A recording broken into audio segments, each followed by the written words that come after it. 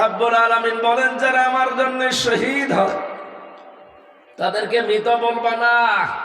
ওরা মরে গেছে এই কথাটা বলা জায়েজ নেই, বরং তারা জিন্দা, জীবিত আমার কাছে। তোমরা টের পাও না তাই? মানুষ কথা বলে কি দিয়ে? আরো জোরে বলে। মুখের উপরে আল্লাহর নোটিশ, এরপরে মানুষ ধারণা করতে পারে অন্তর দিয়ে। এই জন্য আল্লাহ অন্তরের উপরেও নোটিশ দিয়েছেন যে অন্তরে ধারণাও করা যাবে না।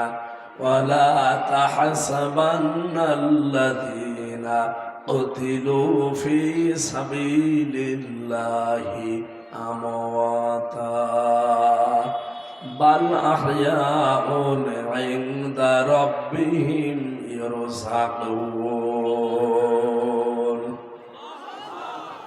সূরা আলে ইমরান 169 নম্বর আয়াতে আছে, আল্লাহ পাক বলেন, যারা আমি আল্লাহর জন্য জীবন দিয়েছে এরা মরে গেছে, জীবনে ধারণাও করবি না। আল্লাহর ভাষা দেখেছেন? মনে করছেন আপনাকে খুব সম্মান দিয়ে বলছে না, ওয়ালা তাহসাবান্নাল্লাযীনা কুতিলু, ধারণা করবি না। একজন দুইজন না, কেউ ধারণা করবি না। আমি তাফসিরে ধারণা করবা না এই শব্দটা পাই না, করবি না, তার মানে আল্লাহ রেগে গেছেন। হাজারো মানুষ হয়তো এ ধারণা করতে পারে এ আবার শহীদ হয়েছে। শহীদ কত বড় দামি সম্পদ আপনি জানেন? কোন মানুষ যদি শহীদ হয় ও মনে হয় যে পিপিলিকায় কামড় দিয়েছে, দুনিয়া থেকে বিদায় নিয়েছে। অথচ মানুষের মরণের যন্ত্রণা সম্পর্কে আমাদের কোনো আইডিয়া আছে? বিশ্ব নবীর মতো মানুষ যেদিন ইন্তেকাল করবেন, হযরতে ফাতেমাতুজ জাহরা রাদিয়াল্লাহু তাআলা আনহা লক্ষ্য করে দেখলেন ঘরের দরজায় কে যেন কড়া নাড়ছে। তিনি গেলেন, দরজা খুলে দেখলেন বিশাল একটা উঁচা মানুষ দাঁড়িয়ে আছে। ভয় পেয়ে তিনি দৌড় দিয়ে আসলেন রাসূলের কাছে। ডাক দিয়ে বলে, হে রাসূল, হে আমার পিতা, এমন একজন মানুষকে দেখেছি, জীবনে এরকম মানুষ, এত উঁচা মানুষ আমি জীবনে দেখিনি। নবীজি ভাঙা ভাঙা কণ্ঠে বললেন, ফাতেমা, যে এসেছে তোমাকে এতিম বানানোর জন্য। তুমি চিনতে পারো না এই লোকটাকে? পৃথিবীর কোন মানুষ নাও, ফেরেশতা আজরাইল, আসতে বলো। তিনি আসলেন, সামনেই ছিলেন হযরতে জিবরাইল আলাইহিস সালাম। তিনি ডাক দিয়ে বললেন, হে রাসূল, জীবনে বহুবার আপনার কাছে এসেছি, আজকে একটা নতুন ফেরেশতা আমার সাথে আমি নিয়ে এসেছি। এই ফেরেশতা আজ পর্যন্ত কারো কাছে কোনো অনুমতি চাওয়া দূরের কথা, ওর প্রয়োজন হয়নি, কিন্তু আজকে এসেছে আপনার কাছে অনুমতি নেওয়ার জন্যে। কি অনুমতি চাই? যে আপনাকে নিয়ে যেতে চাই। নবীজি বললেন, আমি যেতে চাই, আমার উম্মতের কি হবে? বিশ্ব নবীকে অভয় দেওয়া হয়েছে, রাসূল আপনি যদি থাকতে চান আপনি থাকতে পারবেন। নবীজি সঙ্গে সঙ্গেই বলেছিলেন যে কতদিন? যতদিন আপনি চান। এরপরে কি হবে? মরা লাগবে। কুল্লু নাফসিন যায়িকাতুল মাউত, এই শব্দটা আল্লাহ নাযিল করে জানিয়েছেন কেউ বাঁচতে পারবে না। জীবন আল্লাহ যাকে দিয়েছে, মরণ তার হবে।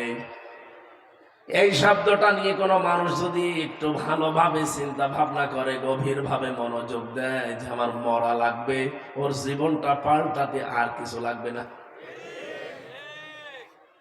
আপনি ভালো মানুষ বসে আছেন, গতকালকে আমার এক দাদা মারা গেছে, ভালো মানুষ ঘুমিয়েছে, ঘুম থেকে আর ওঠে নাই, ওই শেষ।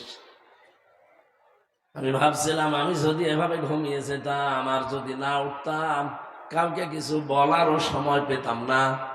সকালবেলা সবাই মাইকিং ঘোষণা দিত যে হামজা মারা গেছে।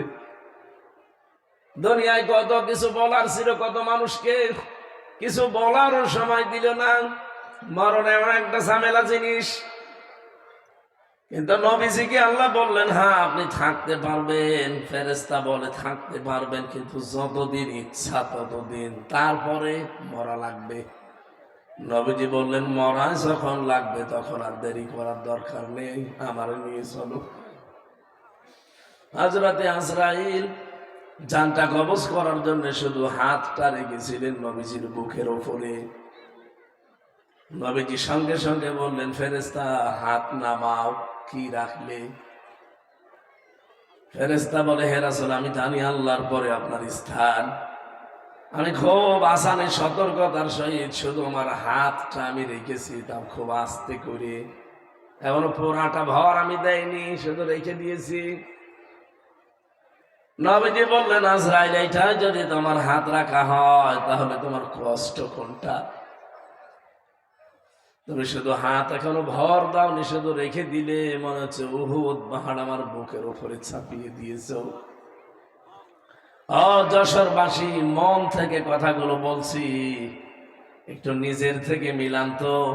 এত বড় দামি মানুষের যদি এই কষ্ট হয়, তাহলে আমরা তো মানুষের ভেতরেই পড়ি না। কথা বলেন না কেন? আমাদেরকে মানুষ বলা হয় শুধু উপরে চিহ্ন দেখে, ভেতরে কত প্রসূত জমা হয়ে আছে। আরে ভাই, হিংসা তো মানুষের ভেতরে থাকার কথা না, হিংসা থাকার কথা পশুর ভেতরে। আপনি দুইটা কুকুরকে খাবার দেবেন, একটাকে যা দিয়েছেন মরণ পর্যন্ত খেলেও আমার মনে হয় শেষ হবে না, এরপরও দেখবেন পাশেরটায় হামলা দেয়।